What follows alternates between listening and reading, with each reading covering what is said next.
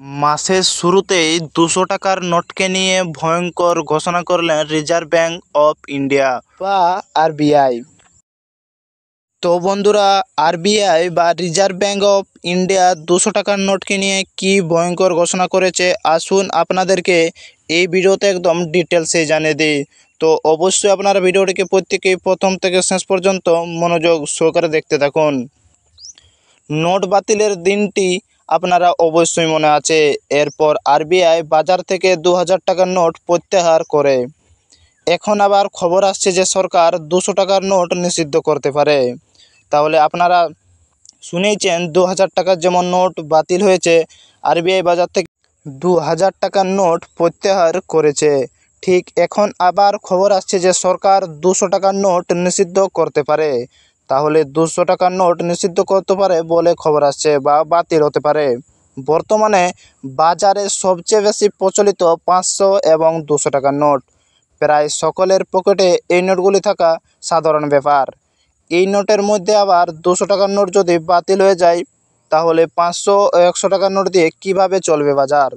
তাহলে ইতিমধ্যে যদি আবারও 200 টাকার নোট বাতিল হয়ে যায়, তাহলে 500 ও 100 টাকার নোট দিয়ে কিভাবে চলবে বাজার? চিন্তিত সাধারণ মানুষ এবং জনগণ। এই বিষয়ে আরবিআই কর্তৃক একটি বিজ্ঞপ্তি জারি করা হয়েছে। ভারতীয় রিজার্ভ ব্যাঙ্ক জানিয়েছে যে 2000 টাকার নোট নিষিদ্ধ করার পরে দেশে 200 এবং 500 টাকার জাল নোট প্রচলন দ্রুত বৃদ্ধি পাচ্ছে। আরবিআই তাই লেনদেনের সময় অতিরিক্ত সতর্কতা জারি করেছে। তাহলে আগে যেমন 2000 টাকার জাল নোট প্রচলিত হয়েছিল, ঠিক সেইভাবেই এবার 200 টাকার ও 500 টাকার জাল নোট প্রচলিত হয়েছে। 200 নোট চিনি নিয়ে অবশ্যই সতর্কতার সঙ্গে ব্যবহার করতে বলেছে আরবিআই। 200 টাকার নোট চেনার উপায়: 200 টাকার নোটের বাম পাশে দেবনাগরী লিপিতে 200 লেখা আছে। তাহলে আপনারা 200 টাকার নোট অবশ্যই সতর্কতা জারি করে বা দেখে নিয়ে নেবেন, না হলে জাল নোট ব্যবহার করে ঠকে যেতে পারেন। মাঝখানে মহাত্মা গান্ধী একটি খুব স্পষ্ট ছবি রয়েছে এবং আরবিআই, ভারত, ইন্ডিয়া এবং 200 খুব ছোট অক্ষরে অর্থাৎ মাইক্রো ফন্টে লেখা। তাহলে গান্ধীজির একটি খুব স্পষ্ট ছবি রয়েছে এবং আরবিআই, ভারত, ইন্ডিয়া 200 খুব ছোট অক্ষরে লেখা, মাইক্রো ফন্টে লেখা। ডান দিকে অশোক স্তম্ভ ছবি রয়েছে। জাল নোটের প্রচলন বন্ধ করতে ভারতীয় রিজার্ভ ব্যাঙ্ক জনগণকে সতর্ক থাকার আবেদন জানিয়েছেন। লেনদেনের সময় নোটগুলি সঠিকভাবে চেক করার পরামর্শ দিয়েছেন আরবিআই অর্থাৎ রিজার্ভ ব্যাঙ্ক অফ ইন্ডিয়া।